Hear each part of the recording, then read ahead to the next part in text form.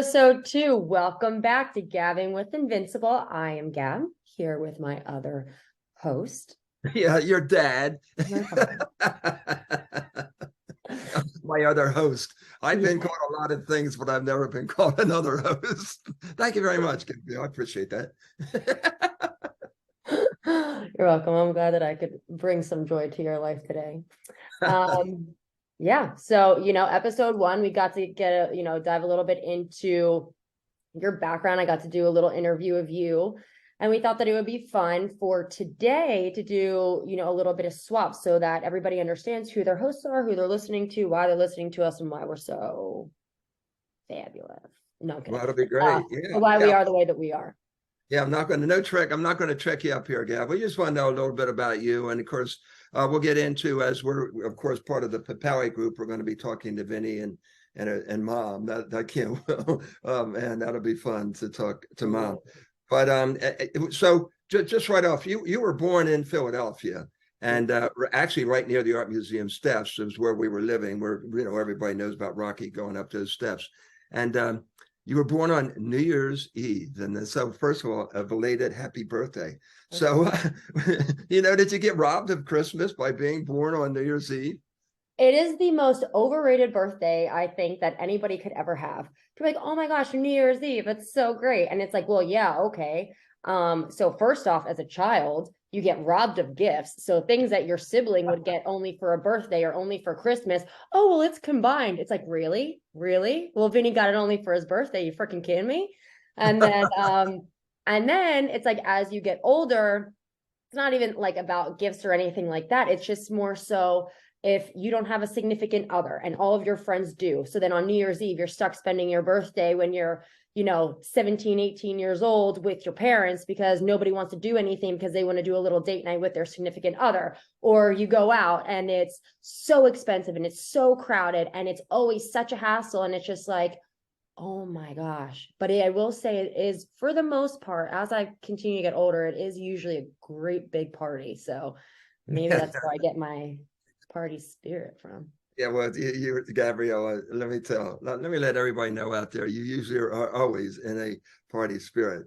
But we used to mess around, especially had this thing called a gabette, that was named after you. And that every New Year's Eve in Philadelphia, they had the Mummers Parade in New your Year's honor. Day. New On New Year's Year's Day. Day, right. But Yeah. New Year's Eve too, so that everybody celebrated Gabby's birthday. Yeah. We're sort of celebrating. It's almost like the 19 the 16th, 17th anniversary of the movie Invincible. And since we have Gabbing with Invincible in here, we'll just sort of play off and go off that a little bit. And one of the things is, were there any positives or negatives with you and Vinny, I guess, because of the children with the movie Invincible? Everybody think, oh wow, it's so really cool. Your old man had a movie made about him. Tell us a little bit about how that was growing up in those years, because you're in the formative years. You were around 10 or 11. Vinny was 6 or 7. So what do you think? Yeah, I mean, I think that there were both pros and cons to it, and majority pros, and molded, probably me and Vinny into the people that we are today. But, I was 10, 11 years old going into a movie came out when I was in 6th grade, and kids are mean, and so it doesn't matter if your dad's, famous, if he has a movie about him, if he's just an average Joe Schmo, kids can still be really mean and jealous, and they maybe hear their parents talking. And so in the beginning, it was amazing. We're hanging out with Mark Wahlberg. I thought he was like, my best friend, and Elizabeth Banks and Mark Ciardi, who was the, one of the producers. And I was like, oh yeah, this is sick. I like, oh, let me call Mark Wahlberg real quick. Yeah. And then it was really cool. And it's moments and memories that I think as the movie was going, we almost took for granted because it became such a regular thing. Like every day we were going to set and it became normal. And it's like, that's not normal. But that became a normal for, 6 or 8 months of us. And we got to do some really amazing things, meet some really amazing people. But as you get into middle school, you have a little bit of jealousy, I guess. And when you're young, you don't understand that. And you're like, well, I don't understand. Why are people maybe not treating me nice? Or why are they saying these things to me? And Then as you get into high school, you know, there's some bullying that maybe comes involved. And again, because of jealousy and for whatever reason. And again, at the time, you're still trying to figure out who you are, and you don't want anybody to hate you, and you don't want to stand out for whatever reason it is. And it can be really difficult to try and immerse yourself into a new, you know, culture, so to speak, as like high school. That's a new culture. Especially going to a high school where I really didn't know anybody. I knew like two people. Good point. I was going to bring that up. Yeah, that's a great point, because you were going from a public to a private school, and Yeah. only a couple, you know, a couple of your friends that you went to high school with, or middle school with, went over there. Yeah. And, you know, it was, I'd say that, like, you know, maybe some problems even started in middle school. I'll never forget one time, I guess I was like going to lunch or going to the bathroom in the middle of a class, and this other kid, I guess, was in the hallway with me. We were passing each other, and he screamed to me, "Your dad didn't even deserve what he got," or something like that. And I was just so confused. I was like, what?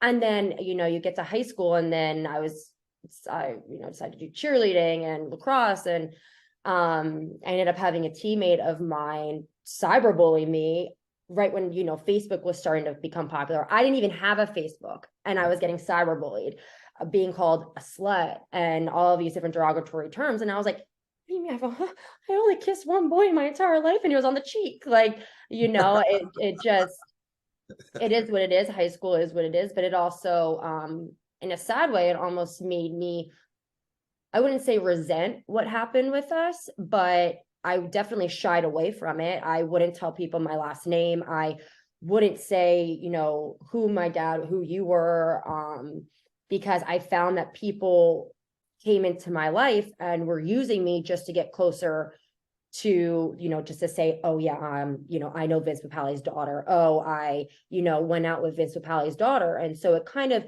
jades you in a sense. And then as I've gotten older, though, I've become so thankful for it, because I'm very much now a person, I keep my circle small. But I'm also extremely strong. I'm very independent. You know, I think you know, take things not, Cynically. what was that? I was thinking the word cynically. You don't take things for granted. That's for darn sure. Yeah, no. And it's just, and I always try and remain, you know, humble. Like in college, like I wouldn't tell people my last name, or like I wouldn't tell friends like who my dad was. And it was like, I had a really good friend of mine. 6 or 8 months into our friendship, she was like, wait, why didn't you tell me who your dad was? And my whole thing is like, I want you to hate me for me, or like me for me, or love me for me, whatever it is, but it's because of me. Like, I didn't do, like, these accolades, they're not because of me. I didn't do anything. Like, I just am very fortunate to be the daughter of somebody who got to be part of this whole ride and journey. But it's made me stronger. It's made me much more confident. And it's made me, you know, realize who people really are. And, you know, it makes you who you are, and it's great. And I'm very thankful for it. And now I'm like, people are like, oh, Papale, are you yet? I'm like, yeah, I am. That's me. Well, you've got your own identity too. Well, Yeah. anyway, right over my shoulder here is this thing that this little jersey, and I've got you, and there you are with your cheer outfits from Bishop Eustace to Syracuse, which we'll get into in just a second. But before then, as you're growing up, you got into gymnastics, and you know, it could have been the same curse you had there, because that USA jersey happens to belong to your mom. She was on the USA World Gymnastics team, world renowned in gymnastics, and coach at University of Pennsylvania. Now you're going, and one of your favorite things is, of course, you want to do what mom did. So she enrolls you with her best friend, who she went to college with, and her husband competed with her, and now you're with there, and then all of a sudden it didn't fit. I mean, how tough was that? Yeah, it was bizarre. Because I feel like any kid growing up, obviously you admire your parents, but sometimes, like in the coaching sense, you know, you want them to be there, and other times like, okay, well, I also like want to have my coach. But I really enjoyed having my mom there and coaching. And I'll never forget another time where I was young. I was probably maybe like 8 or 9, maybe. And my coaches were over, I think I was on the uneven bars, and my coaches said something about mom, like, she has no business being here. She, you know, I don't remember the exact, it was so long ago. It was over 20 years ago. Something along the lines of, why is she here? Your mom was a joke, like literally laughing. and laughing at me about my mom, saying that she was, you know, all these terrible things, and that she doesn't, you know, shouldn't be here, and they're so much better coaches than she is. And, you know, I'm like 8 years old, and you're like, what the heck is going on? Mhm. And I think honestly, that probably jaded my outlook on gymnastics. I also think that I knew that that wasn't really my path, and which I'm still figuring out. But you know, it was definitely a really weird thing, because you're so young and you're like, oh, I thought my mom's amazing. Why are these people saying these horrible things about her? And so, you know, it's just weird. People are just so jealous. Yeah, It well, makes them nasty. the way it is right now. I went through the same thing, and the movie came out with some Yeah. of my teammates. Why did they make a movie about you? Yeah. Well, I don't know. I had nothing to do with it. You know, they contacted me. I didn't go out and try to sell myself. Yeah, But you have people coming out of the woodworks too and being like, oh yeah, well, why wasn't I depicted in, or why was this, that, the other thing? well, you know, you moved on, and of course, now you're getting into you know, you're in the middle school, and there aren't a lot of sports there at middle school that you can do for a girl. You had your soccer and stuff like that, but you got into dance. And what was that thing that attracted you with dance? What was it about dance that, other the fact that you were just, man, if you ever saw Gabriella dance, she can dance. So, but what was it that attracted you back then? Well, I mean, I think I started dancing when I was really young. Like we have the home videos of me like in the little tutu with Antina doing my hair and makeup when I And was like makeup 4 with years old. Antina. Yeah, and I was like, you like the song's like Shake Your Tail Feather, and I was like crumping it, and it was like, oh my God, you know. I said I like, you know, like the video where I like it looks like the skunk, and I was like, you know. I don't know. I don't know. I just always loved it, and I still love it. You know, I love going out even now, like to go dancing where there's good music and just dancing with my friends. And I don't know. I think it was just not as, I think it's just, it wasn't as rigid as gymnastics. And I felt like I could be a little bit more myself in a way. I don't know. Honestly, mom always had tried to get me to do like competitive dance, and I always felt this loyal. I'm loyal to a fault. I always say that. Mom always has said that. She says, you know, and so I'm like, I stuck with the dance studio I was at, but I didn't do that competitive, which in Mhm. hindsight, I wish I would have. I also wish I would have done field hockey in high school, but Mhm. hindsight 2020, you know, maybe I wouldn't be where I am today. Maybe I wouldn't have the opportunities that I have today. You know, you never know. So there's no point in looking back and regretting, because then that'll just make you go crazy. Like, oh, well, you know, this, that, I could have done this, could have done that. Like, you don't know. You have no idea. Mhm. So enjoy the ride that you're on right now, and then embrace it. Mhm. Which is what I'm trying Well, to do. actually, it's those kinds of things that make you tougher. And Yeah. you know, when I was growing up, I mean, you know, people that see Invincible, you know, they don't know basically, unless I'm out there speaking and tell the story about what it's about. But you know, there over my shoulder, we have that Bishop Eustace cheer outfit, and you became captain of the team, and you guys were champions. I mean, how great was that? It was cool. I loved it. Well, and people are always like, first off, whenever I tell people I was a cheerleader, they're like, no, you're not. No, you weren't. And I was like, yeah, I was. Like, is it that hard to believe? Like, you know, I'm cool. And they're like, well, I'm just not that peppy, you know, over the top. Like, yeah, let's go team. Like, oh my God, like that. You know, people when they think of cheerleaders, that's what they think of. And I was just, you know, at the football games, I was watching the games, and you know, they would make us do a cheer, and I'd be like, but the drive's not over yet, you know. And so and I just love the competitive aspect of it, because I love competition. I love that adrenaline. I love that high, and I feel like I perform better under pressure. So you know, there was something about when I got to high school, something in my gut was like, do this. And I did. And, you know, as a freshman, never had cheered in my entire life, and made varsity. I was like freaking 90 pounds, braces, looked like a little boy practically, um, minus the long hair. But, you know, I mean, it was great. And it led me here, and it led me to Syracuse, which I hate the cold. So I don't know why I really thought that would be a good idea. Yeah, yeah. When I went to your house and tried to find a car, it was covered in snow. But no My problem. car battery used to die all the time. I literally became a professional car jumper because my battery would die all the time from the cold. Nissan Altimas do not do well up at Syracuse, New York in the dead of winter. Let me tell you.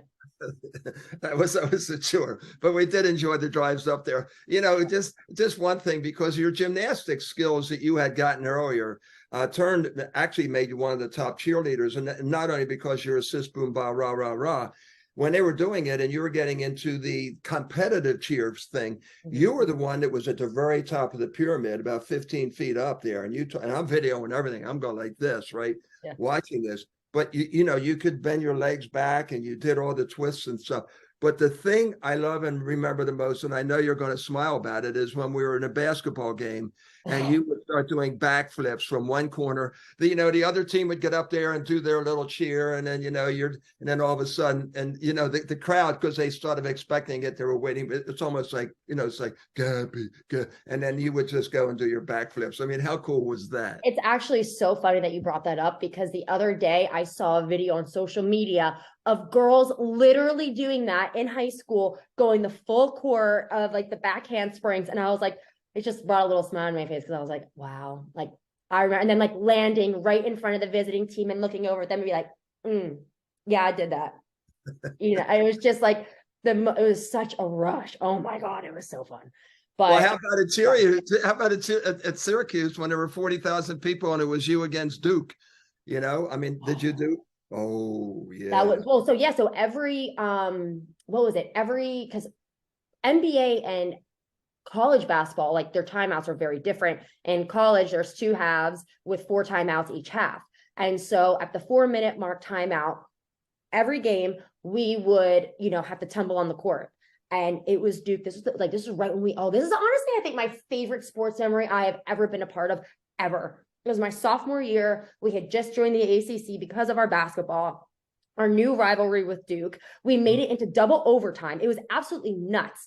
And we ended up winning, but I remember like my adrenaline is like raising right now as I'm talking about it, but I will never forget that feeling. There's like, you go out for that timeout and you're like, let's go. And I'm like, I wish that the basketball court was longer, because I wanted to just keep going and going and going. Like, it was so electric, that stadium. If you've ever been to a game at the Dome, which you have, it was a favorite sports memory, hands down, forever. Great. Super Bowl was close though. So Eagles are Super Bowl. Yeah. And it started because you took a risk. You tried out. Now, I didn't want to sneak this on you, but I have a book out there, and I'm not trying to sell it. It's just called The Last Laugh, and it's with your godfather and Uncle Denny, who I lost, my best friend, back a year and a half ago. And The Last Laugh is about that one thing that you were trying out for, that people you say, hey, there's no way you're going to do it because of this, because of that. Yeah. And I had given you a preview on this. Have you thought about maybe what one of your greatest last laughs were? Maybe it was you were a free agent. Nobody knew about you in cheer when you went to Syracuse, and there you are doing your national TV. Yeah, honestly, I actually think that it was when I tried out for the Syracuse team. I created a video, a tryout video of like my tumbling skills, my stunning skills, my cheering skills, everything that I could do. And I actually do think that in high school, when a couple of people found out that I was doing that, they were actually like, what is she doing? And, a lot of these girls had done all-star cheer. I never did all-star cheer. That wasn't my thing. I love the competitive nature of it. And from what I did in high school, and, we were conference champions, we were very good. But I never got into the all-star. And so I was like, oh, I'm going to try out, because I knew I wanted to go to Syracuse. And let's see what happens. So I submitted the video. I got the call back, basically went, oh my gosh, I forgot about this. Something happened. So I get up there. It's a 3-day tryout. Your wrist. No, it wasn't my wrist. When you put in the medical report. Yeah. Something happened in the medical report, and I wasn't cleared for the first day. And so I was like, you've got to be kidding me. I missed the first day of tryouts. I wasn't allowed to participate. I was just sitting there. I had to go like the student medical center or whatever. I missed the first day. And then, so I show up on the second day, and they had all learned all of these dances and everything like that. I knew nothing. I had legitimately 10 minutes to learn these dances, and I learned them all. And I was better than most of the girls that were there. And I think that was really what caught like the coach's eye, because I missed the first day of tryouts, and I picked right up. It was like I hadn't even missed the first day. Like, I did really well stunting. I did, whatever. And I ended up making the team, which I was like, oh my gosh. And they were, very, very good. And so I was excited, and, we were D1, and it was, yeah, you know, it's just, Oh, it was exciting for you. It was really exciting for me. I mean, I was as proud of you out there cheering as I would have if Vinny was out there, you know, catching the game-winning touchdown, which was yeah, really cool to see you compete and know you in your competitive aspect. yeah. So Syracuse, just real quick, Gabriella, why Syracuse? I mean, you had opportunities. You were an honor student in high school and, you know, an athlete and all those things. And you were part of the community. That was part of the Bishop Eustace thing. You had to get Yeah. involved. So you were a big, basically. So why Syracuse? What was the draw there?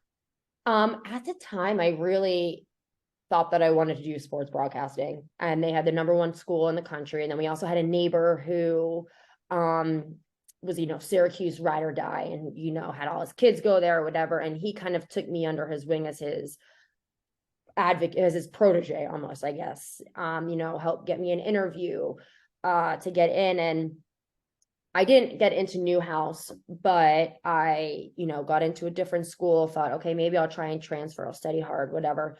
Didn't end up working out, and ended up transferring to the sport management program. But, you know, it is what it is. You know, not every path works out the way that you think it will. So I just kind of went with it. And, you know, I wouldn't change. I had an unbelievable 4 years. I met some unbelievable people, had some really great opportunities. It's really what led me to get my job with the 76ers that I was with for 5 years. We're going to And go next. So why don't you just roll right into that then, Gab? I was going to ask you that story, so just roll with it. yeah, well, so for my senior capstone, I decided, so technically you're supposed to do it junior year. I decided to do it senior year, went abroad my junior year to Madrid, which 10 times out of 10, way better than Barcelona. Anybody who says otherwise, I will debate you until the end. Okay. And so I had to do my capstone summer after my senior year of college.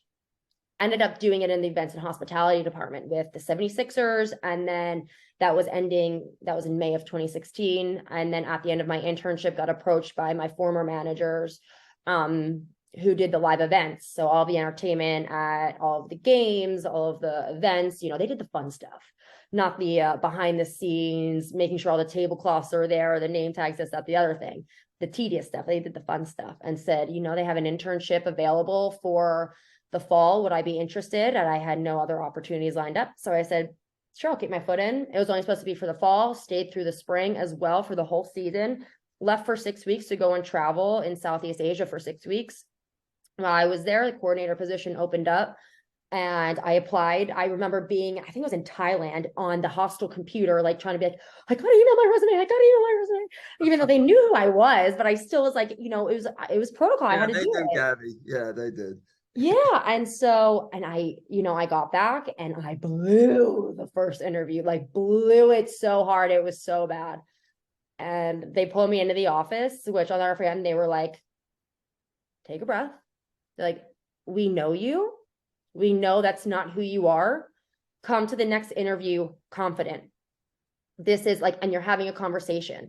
They're like, we know what you're capable of, but you need to show it in this interview. And so they gave me a second chance and I nailed it. And I was with the company for 5 years, was made it to manager before I, you know, said adios. But I mean, it was an amazing 5 years. I met some amazing people. I grew so much. I learned so much about myself. Got to do some really awesome things. And so, you know, I wouldn't trade it for the world. I'm very thankful for for my managers at the time, Nicole and Derek, who saw something in me, I guess, and gave me that second chance to be, because they could ask me and been like, all right, you suck, like you're out. But no. So yeah, it was great. It was a really, really fun time. It was really cool to go to Sixers games. I could show pictures of us on the sideline, and I'd walk in there and I'd say, "I'm Gabby." I didn't say Vince Papale, you know. I'm Gabrielle Papale's dad. Oh, okay, boo-boo. You know. And then Matt Cord was a PA announcer, and Matt was with the Yeah. Eagles, and I've known Matt forever. You know, it was really cool. It was like a pretty cool family. But man, you did some of the coolest things. I mean, you went to China, you went to England, you did some All-Star games. The NBA actually had you doing some All-Star games. But I remember this one story when you were the stage manager for one of the events and you were trying to line all the guys up and see Oh, some of the Gabby, do you remember? Could you tell that story? It is Yeah, so. it was the All-Star game in Chicago. And I for the All-Star Saturday night game, I was assigned to player introductions. So I needed to make sure like LeBron James, Anthony Davis, Russell Wilson, Devin Booker, like the biggest NBA stars, like right at the time, and even now, they're freaking towering over me. And I have this picture where you have LeBron, Anthony Davis, and I think Russell Westbrook. And I'm like this, like, you guys got to do this. And they're all just like looking at each other laughing. And I will never forget that. I mean, it ended up going off without a hitch. Once I finally got their attention, they were locked in. They listened to me for about 30 seconds. That was about all I had with them. But I mean, talk about intense. And that was the somebody had just died. I don't remember who, but they were doing a whole tribute prior to the introduction. So it was a very, very intense moment. The warm-ups weren't intense at all. That was when they were kind of laughing and giggling and not really paying attention. But that was honestly probably one of the coolest experiences I've ever had. It was very, very surreal. But it was awesome. Just put it in the book that you're going to write someday, which is really cool. All right, Yeah. so now you're 5 years. We'll just keep rolling. Yeah. So now we're 5 years with the 76ers or whatever you were, and me so proud in the family. It was really cool stuff for us. And then the big P hits, the pandemic hits. They start shutting down offices. And we're down, I'm recording, we're both in Florida now, and we're recording in Jupiter. And mom and dad and I have already, Vinny's he's chasing his dream and he's training down here. Yeah. And then you make the decision to move out of your house in Philadelphia, Center City, Philadelphia, right by Rittenhouse Square, and come down here. And how much of an effect has that made on what you're doing right now? Oh my gosh. I mean, I feel like you have to find the silver lining in things. And the pandemic was extremely difficult for everybody. But for me, it allowed me to get out of my comfort. It forced me, honestly, to get out of my comfort zone. If I didn't leave Philly at that time, I don't think that I ever would have. And I knew for myself that there was more, and I needed to leave Philadelphia. And I always said, okay, well, I'll leave for a year. And if it doesn't work out, then I always know that I can go back home. But now, I'm doing real estate full-time here in South Florida, and we have the Papale Group, which is in Florida, PA, and Jersey. And I don't look back. It's real estate. People think it's super glamorous, and I'm like, holy hell. It's, I thought that I would go out there first year, guns a-blazing. Even though I was in a new market, I really didn't know many people at all. And I was like, yeah, it's fine. I'm going to be great. I'm going to make so much money. I'm going to do this, that, the other thing. No. And I'm still trying to figure it out. It's really, really difficult. But the one thing that I do know is like, I know who I am as a person, and I know that I am, I have really great potential, and I know that I'm on the right path. It's just waiting for it all to click. And I try and tell myself to be patient. That's actually a 2023 resolution, is trust God's timing and to be patient, and don't try and control the outcome and that it needs to happen right now. Because I'm very much like all right, I need to see answered immediately. And that's just not realistic. That's not how the world works. And so I'm really trying to slow down with that and enjoy the journey, which is tough. But well, you mentioned, I'll tell you what, from us, and you mentioned the silver lining. The silver lining was, as everybody knows, down here with Governor DeSantis, is that things are a little bit different, especially back then, than it is out there in the rest of the country. But it was for us, mom and I, for us was to have you and Vinny and us together for 18 months, cooking dinner, sitting outside, having a bottle of wine and just a conversation. And I think we grew as a family, because Vinny out doing his football thing, you were here doing your trying, mom and I were trying to reestablish herself down here.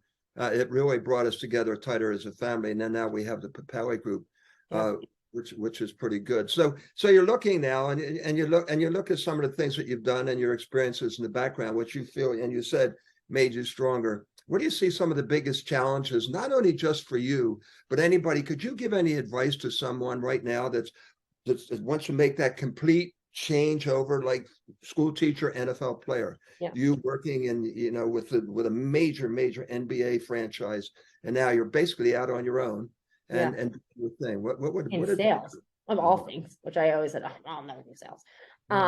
Honestly, just do it and trust your gut that you're making the right move and that the right things will happen for you. I mean, you obviously have to put in the work, but trust your gut, follow your gut. If your gut is saying, I just know that this isn't right for me and I need to make a move, make the move, and it was funny because I'm almost 30 and I'm still at the point where I'm like, I feel like I'm on the right track, but I don't know. And somebody asked me, well, are you scared about going into your 30s? And for me, I think it's so exciting because not for everybody, but I think for a lot of people in their 30s, when you really start to define who you are as a person, you're through your 20s, you're through that. Let me figure out who I am. In your 30s, you're like, okay, I know who I am. Like, I'm secure in who I am as a person. And now it's time to be like, okay, well, let's find that financial security. Like, let's figure out that path that you're supposed to be on, and let's make it happen. And I feel like you have a clearer sense of where your path is supposed to go. Again, it's not everybody, but for most people that I see, it's when life really starts to happen. And to me, I think that's so exciting. And so again, it's like, just do it, follow your gut, know that you're on the path that you're supposed to be on. Some people think I'm crazy, but I like to look for signs. Like, if something keeps coming into your face, it's for a reason. Follow it, look for it, watch, like, don't necessarily look for it, but if it's like smacking you in the face 5 times a day or a week, like, okay, maybe you should look into it. But, that's just my perspective and opinion on it. Everybody's different. Everybody's life and path is different, as you know. But again, look, you in your 30s, you were 30 when your whole transition happened. Like, you never know. And I think your 30s can be a really, really exciting time if you allow them to be, and you don't have to be scared.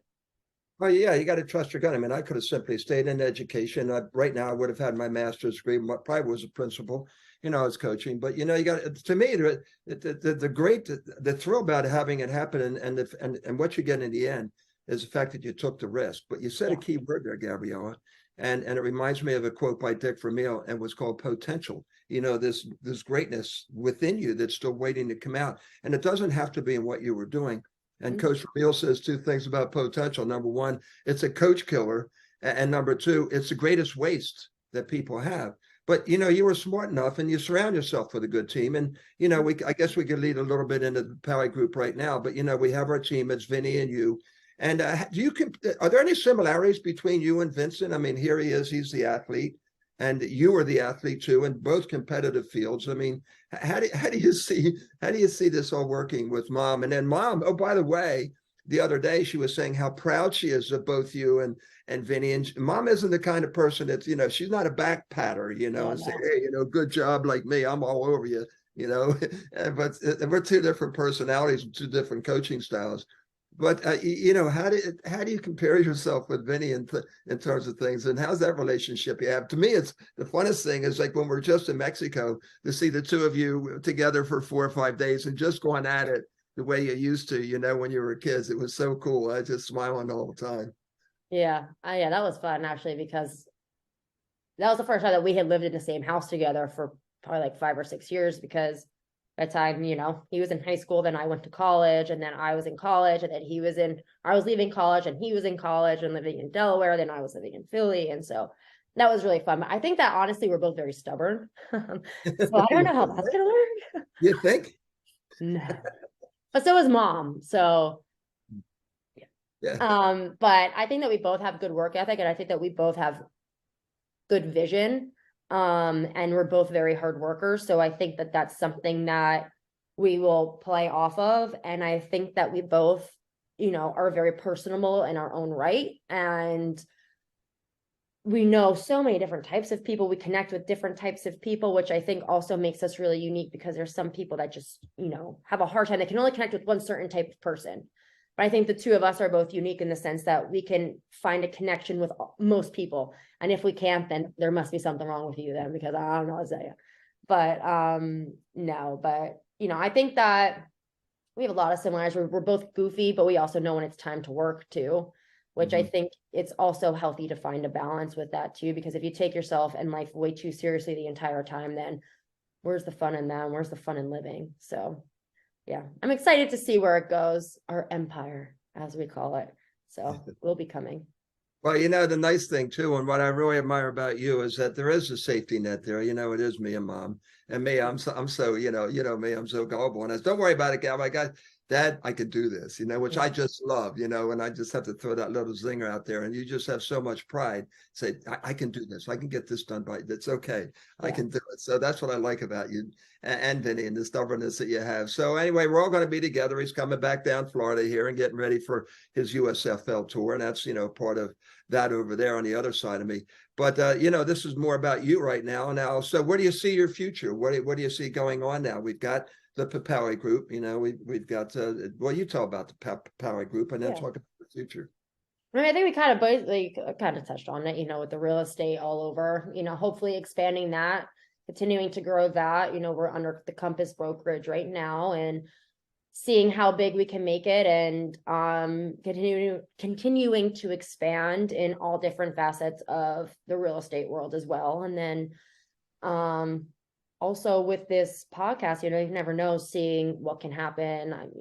Hopefully this grows. Hopefully people will actually listen. Oh my God. And we have some people lined up and we'll, I'm telling, and these are big names that I just met a couple of people just this past weekend that want to get involved and it's really cool. And I can't wait when we get that. And that'll all be happening after the Super Bowl.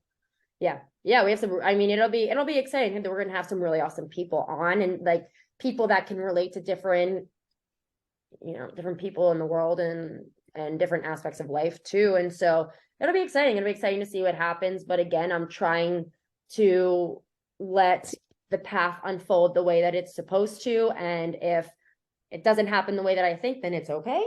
And not trying to put too much pressure on it because then again, I think it'll lose its charm. And I just want to, see what happens and see where life takes us right now, because I think it could be really exciting.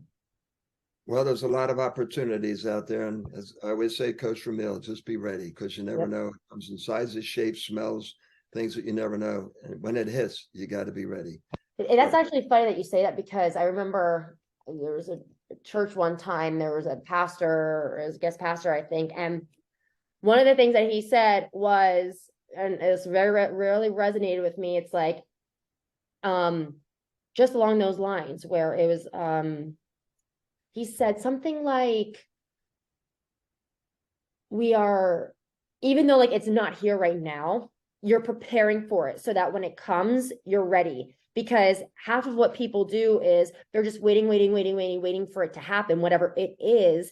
And they aren't ready for it. And they're like, oh my God, well, it's here. I don't know what to do. It's like, okay, so it's not here yet. So take the time to prepare for when it is here. You know exactly what to do. You know exactly how to handle it.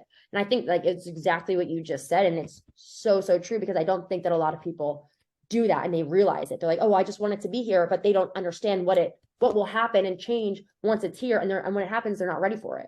And then it crumbles. Well, it's easy for me to look at it from my perspective because I can put it all down into one word. And also that one word is nothing more than a collaboration of all of your experiences in your life, from the bullying, from the hard work, from the competition and this and that. And it all comes down to you have the basic fundamentals of life. And that you have the skills to be able to overcome things, especially in a competitive environment.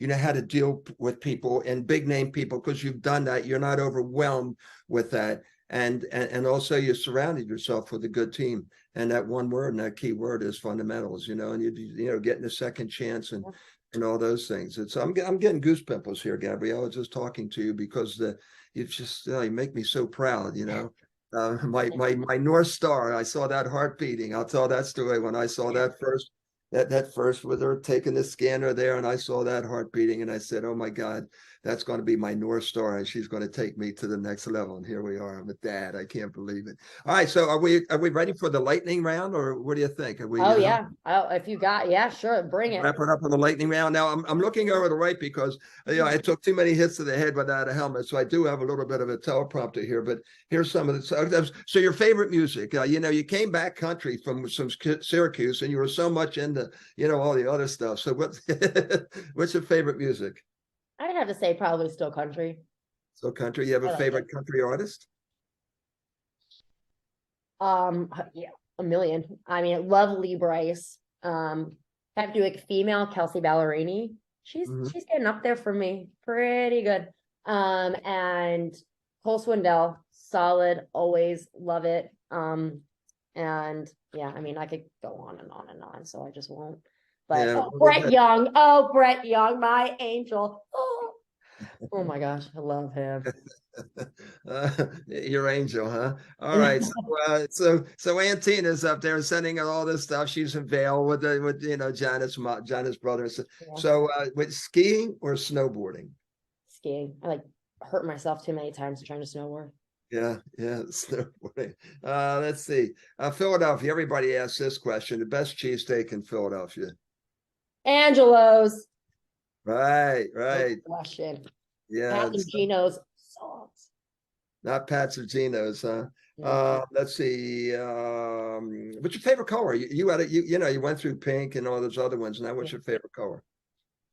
I have to say red just because it's my favorite color to wear. Mhm. But love a good red tone. Yep. You're still an Eagles fan, right? Yeah. Yeah, I do like it. I do like a dark green color too. Love Okay. that. Not like the colors right now though. That's just like a little too metallic-y. I But love like. a deep green like this. Oh, I like. exactly. Oh, yeah, that's a nice green. Yeah. So I like it when they wear the black uniforms. Yeah. So and also we have a new team in our life, and of course that is the Jacksonville Jaguars. Jacksonville Jaguars. Going to be Oh. it's going to be crazy. We've been there for a few of the games, and let's see. I guess so. Two more, just real quick. Cheer or dance? Dance. Dance. Mhm. Okay. I was going to say mom or me, but that's all right. I won't do that. So is there anything else you want to finish up with right now, Gabrielle? I'm going to say this, my favorite quote ever, and I'll stop talking after that. But it was when I was trying out for the Eagles, and we were talking about, that last laugh, and I was trying out, and my mentor and my high school coach gave me this great quote: happy are those who dream dreams and are willing to pay the price to make their dreams come true. And it's all about the willingness to pay the price. And if you're not, forget about it because you're just posing. So Yeah. is there anything else you'd like to leave with, and anything that you feel philosophically or, that you would like to give to the world? No, I mean, I think that you hit the nail on the head. It was perfect, and just do it, because it could change your life for the better. It definitely did for me. So, on that note, come back for episode 3. We'll have some more fun stuff going on, some people on. If you want to stay up to date on the Papale group, visit invincibleinsights.com or the papalegroup.com. And yeah, we hope to see you back next time. Look forward to it. It was great, Gabrielle. I love you. Well, you do.